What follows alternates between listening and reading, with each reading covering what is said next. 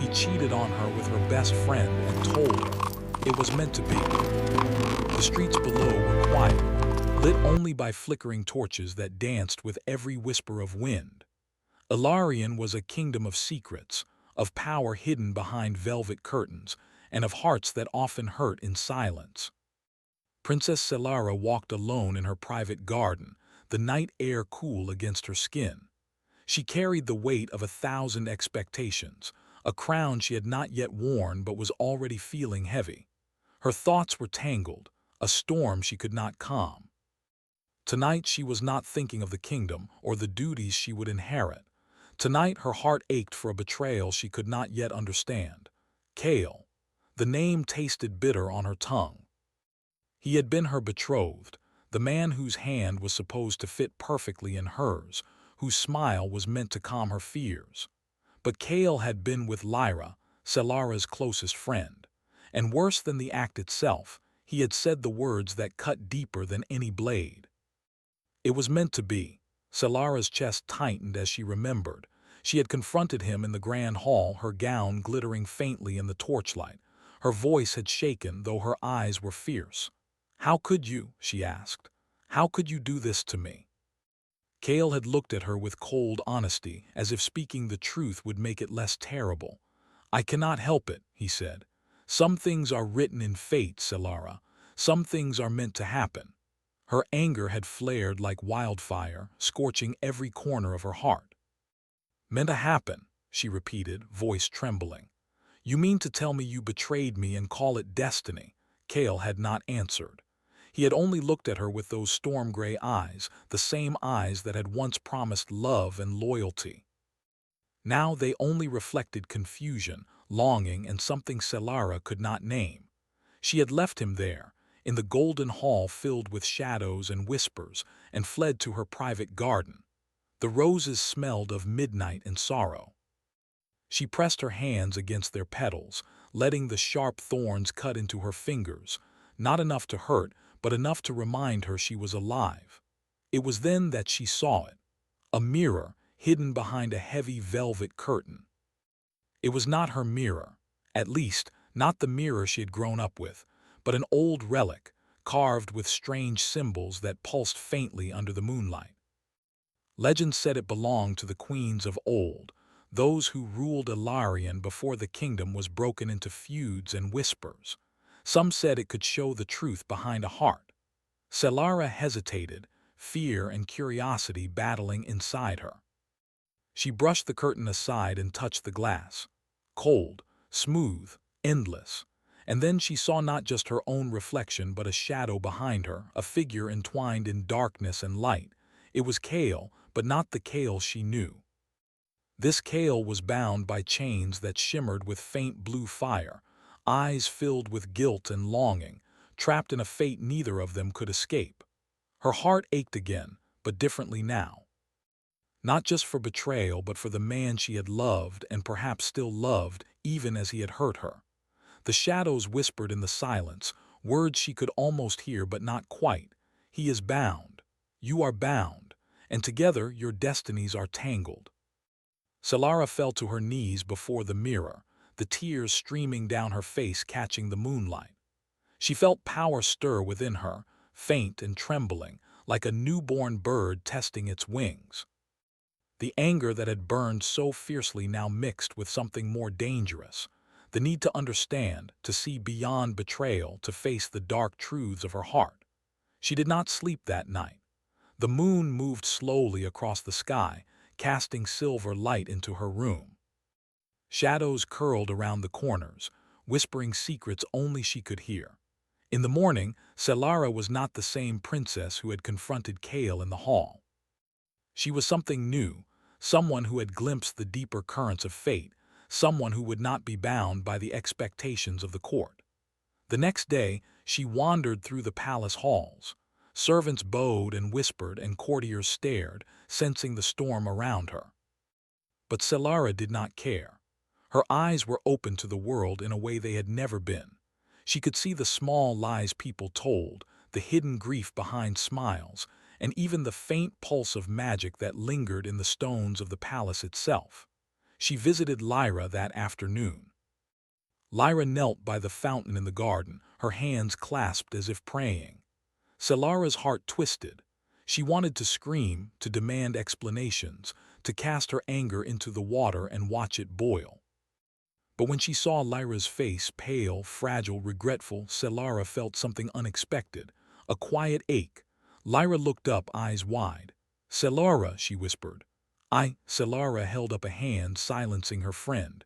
She could not speak yet. Words were not enough. Betrayal was not just an act. It was a wound that ran deep into the heart, and no apology could heal it in a moment. Still, she saw in Lyra the same fear she felt, the fear of love miswritten, of destiny misused. Selara turned away, leaving Lyra by the fountain. The garden felt colder now, the petals of the black roses curling in grief. She walked to the edge of the palace wall, looking down at the city below. The streets seemed empty, but she knew they were not. The people of Ilarion were always watching, always judging. But here, at the edge of the world she knew, Selara felt free for the first time in her life. Her freedom was not yet complete. She knew it. Kale's shadow lingered in her mind, bound to hers by invisible threads. The mirror had shown her something she could not ignore. He was not entirely lost. He was not entirely free, and if she were to heal or to survive, she would have to face him again. But first, she needed to find herself. She left the palace that evening under the cover of twilight. Her gown was dark as night, blending with the shadows around her. The guards would search for her, the courtiers would whisper, and Kale would wait, not knowing that the princess he had betrayed was already stepping into a world he could not follow. The forest that bordered the kingdom welcomed her with silence and mystery. Trees arched overhead like cathedral spires, and the wind whispered through their branches. The ground was soft with fallen leaves, and each step Selara took felt like a promise, both to herself and to the destiny that awaited her. As she walked, she felt the stirrings of power again. It was faint, like the heartbeat of the earth beneath her feet, but it pulsed in rhythm with her own. She could feel the magic of Ilarion, ancient and wild, flowing into her. The mirror had awakened it, and the heartbreak had made it hungry. Night deepened. Selara came to a clearing where the moonlight fell in silver rays. She knelt, touching the ground. Shadows rose from the earth, twisting and curling, yet they did not harm her. Instead, they seemed to welcome her, recognizing something old and powerful in her blood. "Selara," a voice whispered in the wind, soft as silk and sharp as a knife. She froze. "Your heart is broken, yet you are stronger than you know." She turned, expecting to see Kale or a spirit, but the clearing was empty. The voice seemed to come from everywhere at once, carried by the moonlight and the mist. Selara shivered, but she did not retreat. "I am not weak," she said aloud, her voice steady though her heart trembled. "And I will not be bound by fate. Not now, not ever." The shadows seemed to bow in acknowledgement, swirling around her in a dance of silver and black. Selara rose to her feet. For the first time, she felt a clarity that was both terrifying and beautiful. She would face Kale again, yes, but on her own terms. She would confront the betrayals of the past, the curses of the kingdom, and the secrets of her own heart. And she would survive. Far above, in the towers of Ilarion, Kale could not sleep either. The court had not told him what he feared most, that Selara was gone. His guilt was a storm in his chest, stronger than any sword or shield. He had betrayed her, and yet something beyond betrayal held him fast, something he could not name. In the shadows of the night, Selara and Kale were linked, not by love or betrayal alone, but by fate itself. And in the quiet of the forest, where the trees whispered secrets of magic and destiny, Selara took her first true step into the power that would change everything. She did not yet know what awaited her, darkness, danger, or perhaps a chance for redemption, but she would face it. And she would rise like the queen her ancestors had been, crowned not by a kingdom but by the strength of her own heart. As the moon sank toward the horizon, Selara's eyes caught a flicker of movement, a shadow, distant and silent, watching. Kale. Or perhaps something older, something that had waited for her all her life. Her journey had begun, and nothing, no betrayal, no curse, no fate, would stop her from walking it. The forest of Illyrian was not like any ordinary forest. Its trees twisted toward the sky like skeletal hands, their leaves whispering secrets only the wind could understand. Mist crawled across the ground, thick and silver, hiding shadows that moved with silent intent. This was a place of lost magic, where ancient spirits lingered, waiting for the footsteps of those brave, or foolish, enough to enter.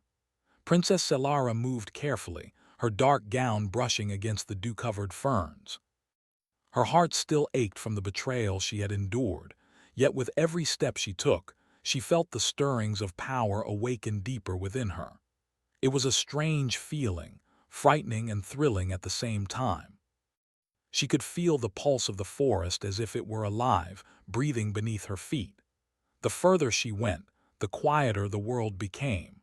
The usual hum of birds and insects had vanished, replaced by an eerie stillness. Every sound, even the faintest rustle of leaves, echoed through the air like a warning. Celara tightened her cloak around her shoulders.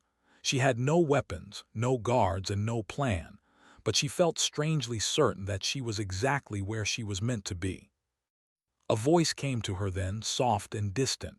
"Why do you run, princess?" Celara froze. Her eyes darted through the trees, searching for the source. No one was there. The voice spoke again, a whisper carried on the wind. "Your heart is heavy, but your destiny waits." "I am not afraid of destiny," Celara said aloud, her voice firm, though a tremor ran through her chest. "I am afraid of betrayal and of what I might become." The mist swirled around her, forming shapes that seemed almost human, almost alive. Figures of women and men, their faces blurred and eyes hollow, danced just beyond the edges of her vision. These were the spirits of those who had walked the forest before her, souls who had loved, lost, and been consumed by sorrow. One of the shadows stepped forward, solidifying in the moonlight. A young woman dressed in tattered robes, her eyes glowing faintly with silver light. "You feel the pain of the heart," she said, "and yet your pain is not yours alone. It belongs to the kingdom, to the blood of your ancestors. You carry more than love and betrayal. You carry the weight of magic older than time." Celara's chest tightened. "I do not want this weight," she whispered. "I do not want power if it will only bring more pain." The spirit smiled faintly. "Power is not the enemy. It is the mirror. It shows what is inside you, princess. And you are ready to see." Celara swallowed hard. She had felt a spark of magic the night she had touched the mirror in her palace chambers. Now it thrummed stronger, like a heartbeat in her veins. She felt it in her fingertips, in her chest, and even in her hair, as if the forest itself recognized her. A sudden rustle behind her made her spin. A figure stepped out from the shadows, Kale. His presence hit her like a storm. He looked different here, his usual confidence tempered by uncertainty. His eyes, the storm-gray eyes she had once loved, were filled with regret. "Celara," he said, voice low, "I did not think you would leave the palace." Celara's fists clenched. "And I did not think you would follow me here," she said. Her voice was calm, but every word carried the weight of her anger, her heartbreak, and the power that now hummed within her. "I did not follow you," Kale said quickly, lifting his hands. "I am bound, I cannot escape, not completely. There is something controlling me, something older than both of us." Celara narrowed her eyes. "Are you speaking of the curse?" Kale hesitated. "Yes, the same magic that connects us. It made me do things I never wanted, and yet it made me care for you in ways I cannot explain. You hurt me, Kale," Celara interrupted, her voice sharper than she intended. "You betrayed me with Lyra." "I know," he said, bowing his head, "and I hate myself for it. But this was not entirely my choice. There is a force that whispers in the shadows, twisting desire and fate. I am its prisoner, just as you are in your own way." Celara's hands trembled, not from fear, but from the conflict raging inside her. She wanted to strike, to scream, to punish him for every wound he had left in her heart. Yet she could not deny the strange pull she still felt toward him, the bond the mirror had shown her, the tether of fate she could neither break nor ignore. A scream tore through the forest then, sudden and raw. It was not human, not entirely. Solara and Kale both turned toward the sound. From the darkness emerged a creature of shadow, tall and impossibly thin, with eyes like burning coals. It hissed and the mist twisted around it like snakes. "Stay behind me," Kale said instinctively. He drew a dagger, though it seemed to shimmer and bend as though reality itself did not recognize it. Solara stepped forward. "No," she said firmly. "I will not hide. If this is my destiny, I will face it." The creature lunged. Shadows collided in the clearing, light and darkness battling each other. Solara felt the power inside her respond, an instinctive, raw magic she did not yet understand. Her hands glowed faintly with silver light and she raised them. The shadow screeched and recoiled as if her very presence burned it. Kale stared at her, awe and fear mingling in his eyes. "Solara, you are more powerful than I knew." "I am not done yet," she said. Her voice rang with authority and the shadows paused as if considering her words. The creature backed away, then vanished into the mist, leaving the forest eerily silent once more. Kale exhaled, lowering his dagger. You saved us," he said softly. Solara did not answer immediately. Her chest heaved with the effort and her heart felt like it might burst. Finally, she whispered, "We saved ourselves together." The silence between them was heavy, filled with unspoken words. She could see the torment in Kale's eyes, the regret, the guilt, the love he could not fully express. And she could feel her own heart shifting, caught between anger and something older, something deeper. "We cannot stay here," Kale said finally. "This forest is alive with spirits that do not forgive easily.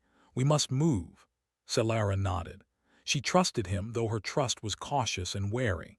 They walked side by side, the forest pressing close, shadows shifting around them like living things.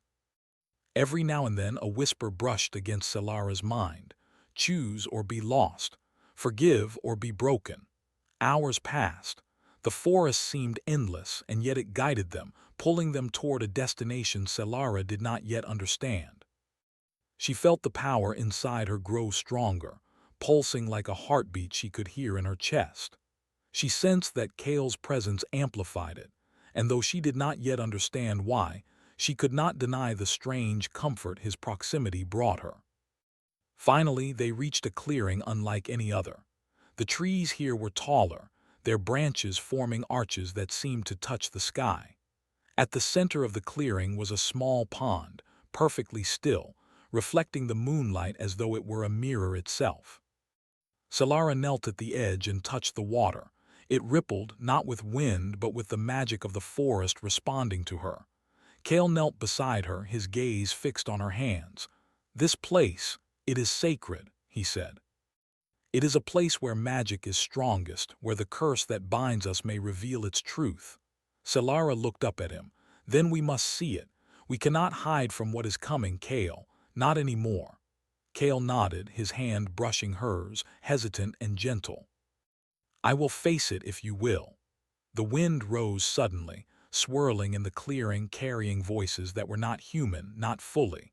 The pond glowed faintly, silver light rising from its surface. Solara felt the magic answering her call, awakening deeper truths within her. Images flashed in her mind. Kale bound in chains of blue fire, Lyra kneeling in shadow, the palace trembling under a storm of unseen power. And then a single clear thought pierced the chaos. The curse will not break without choice, and choice will cost everything. Solara rose, her eyes fixed on Kale. "We must face it together," she said, "and whatever comes, we must be ready." Kale looked at her, his storm-gray eyes reflecting fear, hope, and a love neither could yet name. "I am ready," he whispered. The forest fell silent, as if holding its breath. The pond's surface shimmered brighter, and Solara felt the first true pulse of destiny beneath her feet. She knew the path ahead would be dangerous, filled with magic, betrayal, and power beyond her understanding.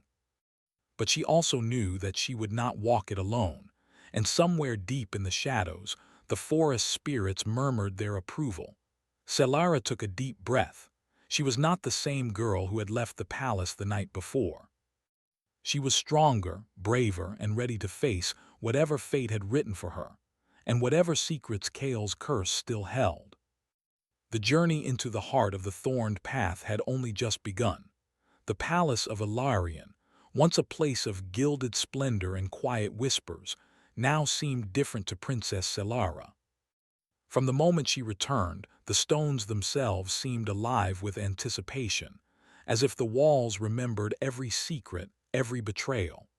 The banners hung heavy with the weight of history, and the grand hall, though empty, hummed with the echoes of footsteps yet to come.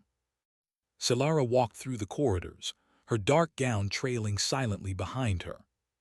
She had returned not as the broken princess who had fled under the cover of night, but as someone shaped by the magic of the forest, by the pain of betrayal, and by the awakening of power that now pulsed like fire within her.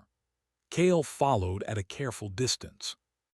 The storm-gray eyes that once haunted her dreams now held a flicker of uncertainty, as if he was unsure whether he was allowed to be in her presence. Selara did not turn to look at him. She did not need to.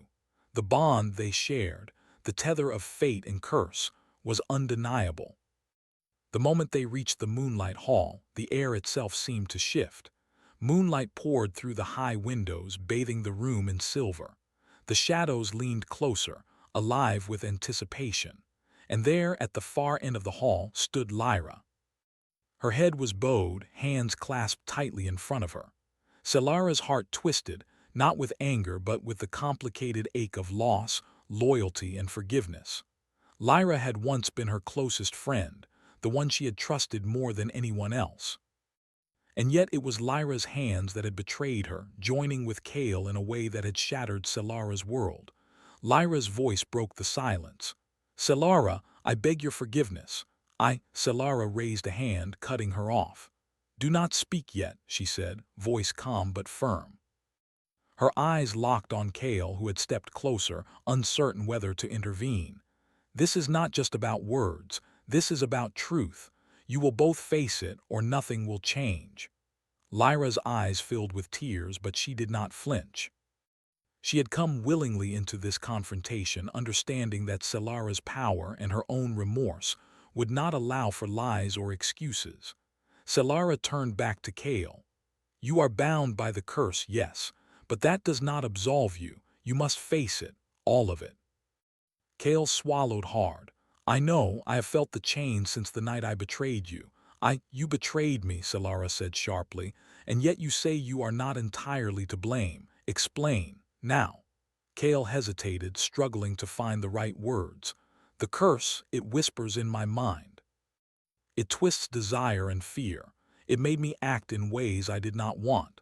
And yet, every choice I made was still mine in part. The more I tried to resist it, the stronger it became. It thrives on betrayal, princess. And yet, even in that darkness, my heart, it has always longed for you." Selara's chest ached at his confession. The words were not enough to heal the wound, yet they carried the truth that her heart had been seeking. She felt the pulse of magic within her respond to his honesty, a quiet surge of power that was both comforting and terrifying. Lyra stepped forward, voice trembling. "Selara, I was wrong. I let temptation blind me, and I betrayed the one person I loved as a sister. But I will help you break the curse.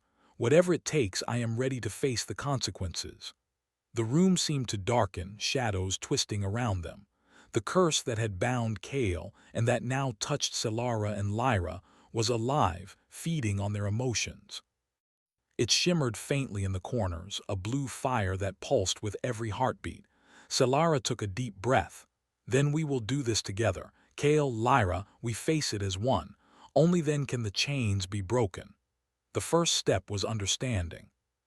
Selara approached the center of the hall, where a circular pattern of runes was etched into the marble floor. The symbols glowed faintly, responding to the presence of magic in the room. She knelt, tracing them with her fingers. The moment she touched the cold stone, visions flooded her mind. She saw the past, not just Kale's betrayal but the curse itself, older than anyone could remember. It had been placed on the royal line by a queen who had been betrayed in her own time, a woman who had wielded magic and anger in equal measure. The curse was designed to test love, loyalty, and choice.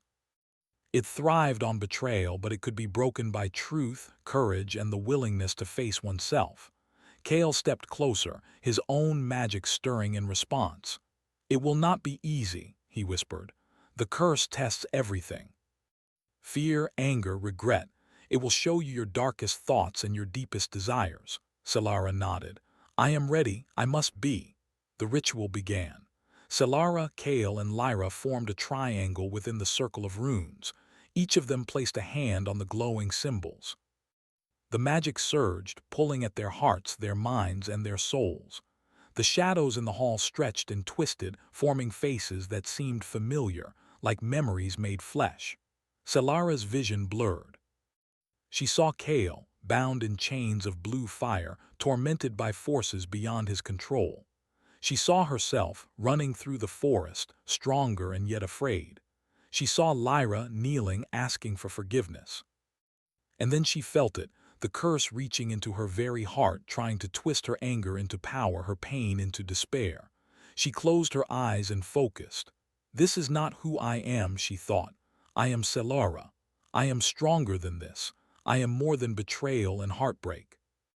The chains around Kale flared, responding to her will. He gasped, a mix of fear and relief, as the magic began to unravel. Lyra's remorse and sincerity lent their strength, and the circle of runes glowed brighter, pushing back the shadows.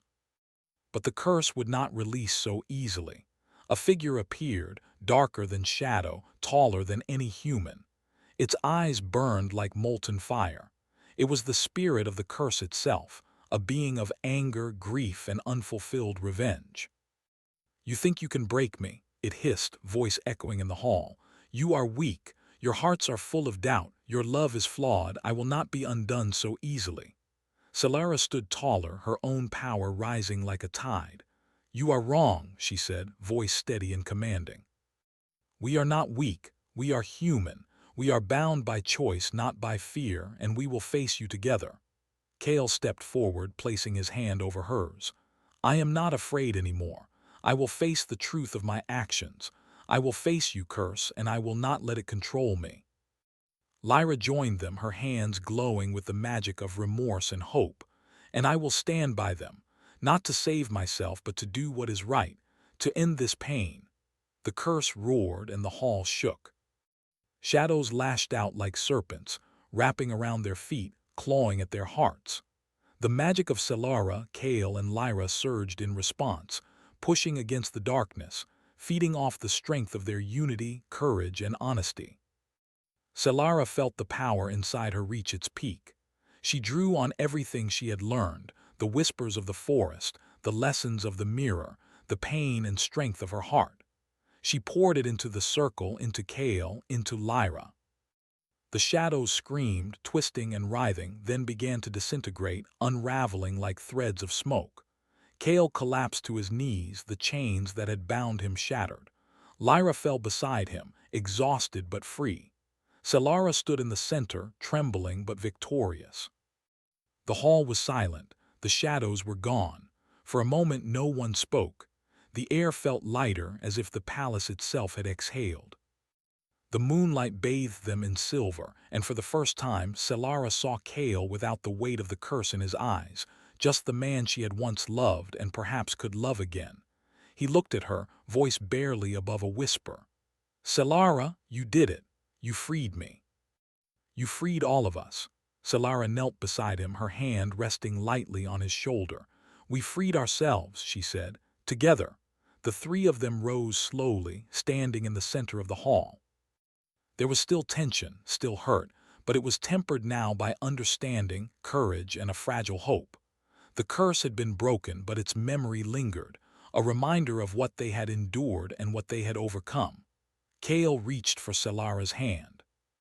She hesitated, feeling the echo of past pain, then allowed him to take it.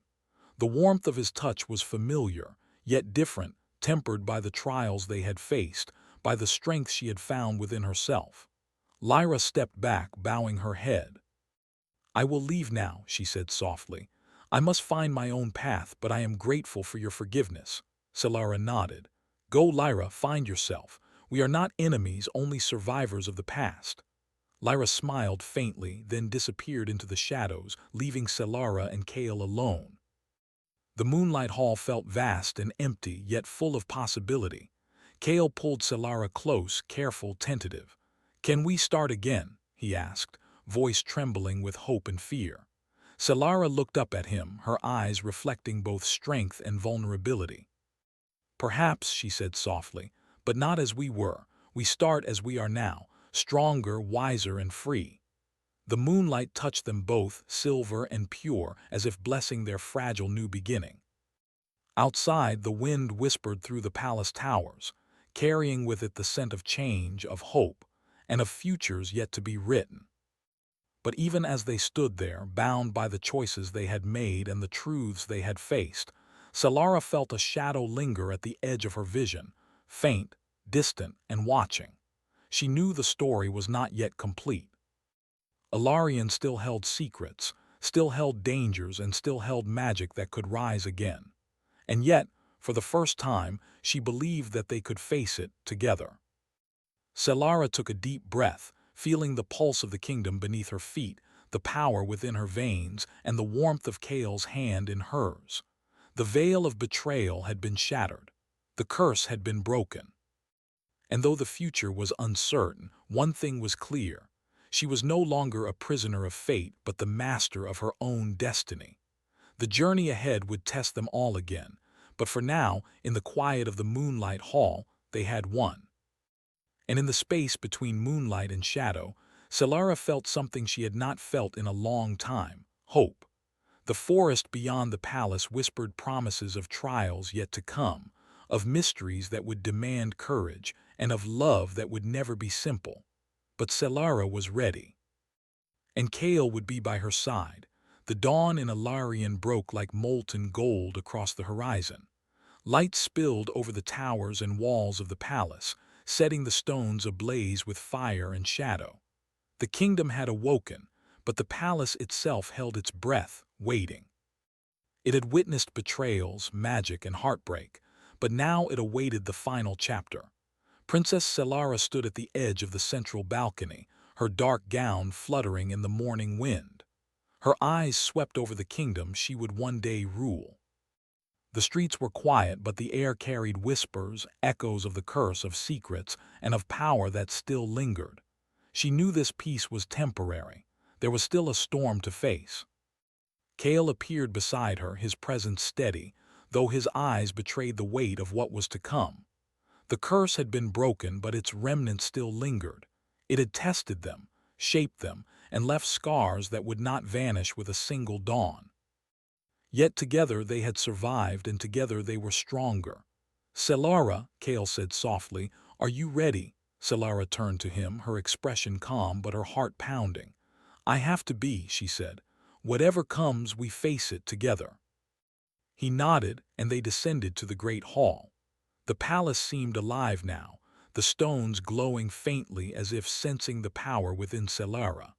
The moonlight hall, where they had faced the curse before, had become the center of the storm to come. At the far end of the hall, Lyra awaited them. She had returned, not as a betrayer, but as someone who had faced her own path and understood the strength of forgiveness. Her eyes were steady, but they held a quiet sadness, a recognition of what had been lost and what could never be reclaimed. "The final test," Solara said, her voice echoing through the hall. "The curse is not gone entirely. Something older, darker, still lingers. It will test our hearts one last time." Lyra bowed her head. "Then let us face it. I am ready." Kale took Solara's hand, and together they stepped into the center of the hall, where the symbols of the ancient queens were etched into the marble. The runes pulsed with silver light, responding to Solara's growing power. She had learned much since leaving the palace: Control, patience, understanding. The magic now felt like an extension of herself, not a stranger in her veins. The shadows rose first, twisting and crawling along the walls. Then came the whispering voice, low and terrible, echoing from every corner. You think you are free. You are children of the heart, fragile and weak. You cannot undo what was begun. Solara stood tall. We are not weak. We have faced betrayal, fear, and pain. We are stronger than you know. The shadows coalesced into a figure taller than any man, cloaked in darkness, its eyes burning like molten gold. It was the spirit of the curse itself, born from grief, anger, and the magic of old betrayal. Kale drew his dagger, but Solara placed her hand on his arm. No, this is not a fight of weapons. It is a fight of hearts, and we are united. The curse laughed, a sound that shook the hall and made the torches flicker violently. You will break yourselves trying. Love is fragile and regret is stronger. You cannot endure it all. Solara felt the pulse of her power respond. It was steady now, controlled, full of the wisdom she had gained in the forest, in the moonlight, in her own heart. She stepped forward, raising her hand. Silver light poured from her fingers, spreading like a river through the hall, touching Kale and Lyra, filling them with warmth, courage, and truth. The curse shrieked, bending shadows around them, forming faces of past betrayals, of fear, of anger, of despair. They were images of Kale's guilt, Solara's heartbreak, and Lyra's regret. The magic of the ancient queens responded to Solara's courage, pushing back the darkness, revealing the truth behind the shadows. You cannot control me, Solara said firmly, but you can be ended. Not by anger, not by fear, but by choice. Kale stepped beside her, taking her hand in his. I choose truth. I choose to face the darkness I created. I choose to be worthy of your trust again. Lyra stepped forward, hands glowing faintly. And I choose repentance to make right what I have done and to protect the future of Ilarion. The shadows recoiled. The hall trembled as the magic surged, a storm of silver light clashing against darkness. The curse screamed, twisting its form, trying to engulf them, but the bond between them, truth, courage, forgiveness, and love, held fast. Solara reached deep into herself, drawing on the power that had grown within her since the forest, since the mirror, since the betrayal that had shattered her. She felt every lesson, every tear, every moment of despair, and transformed it into light. The shadows screamed and dissolved, unraveling like threads of smoke, leaving only silver mist behind. The final moment was quiet. The hall seemed to exhale, and the light of the runes burned brighter, purer. The curse had been broken, not destroyed, for some magic never truly dies, but undone, its grip finally released. Kale's chains, both visible and invisible, had vanished. Lyra's guilt remained, tempered now by understanding and courage. And Solara stood at the center, the master of her destiny. Kale turned to her, eyes soft with awe and relief. You did it, Solara, you freed us all. Solara shook her head. We freed ourselves together. She looked at Lyra, who bowed respectfully. And you have made amends. Go. Your path is yours now. Lyra smiled faintly. I will find it. Thank you, Solara and Kale. Then she disappeared into the corridors of the palace, leaving the two of them alone. The hall felt immense, empty, and yet alive with possibility. Kale approached Solara slowly, tentative, as if afraid to break the fragile moment. He reached for her hand, and she allowed it. Their fingers intertwined, a simple touch that carried years of pain, hope, and unspoken love.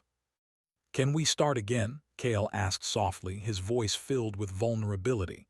Solara looked up at him, her eyes steady. We start as we are now, she said. Stronger, wiser, and free. No illusions, no pretenses, only truth.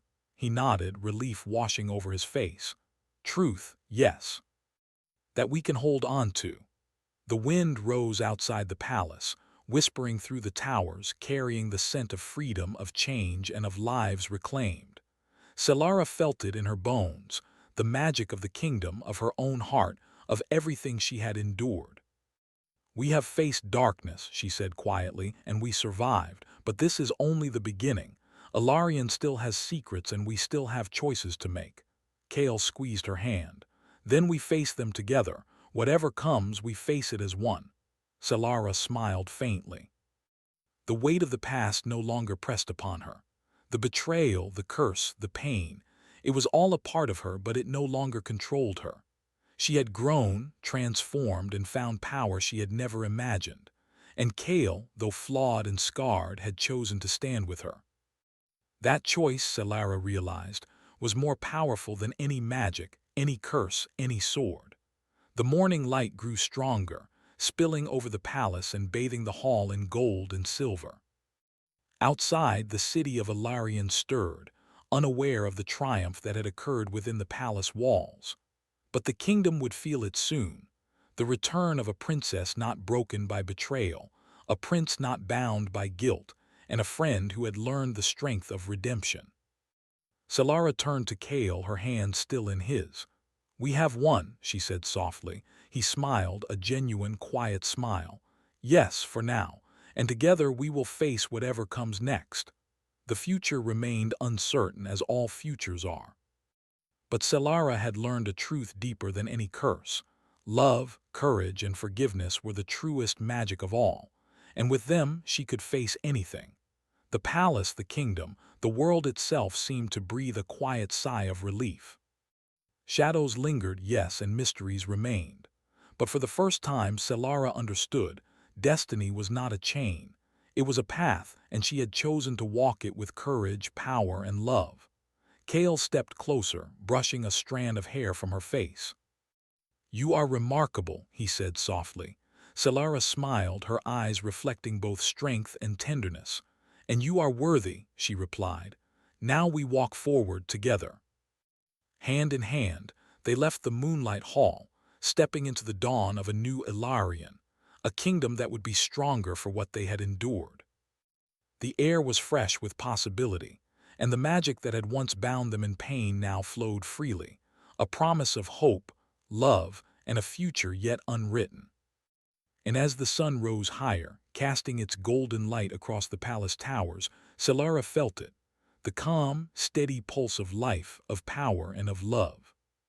The ashes of fate had fallen, and from them rose strength, redemption, and a bond that no curse, no betrayal, and no shadow could ever break. The journey was far from over, but for now, Princess Solara, Kale, and Ilarion itself had been reborn.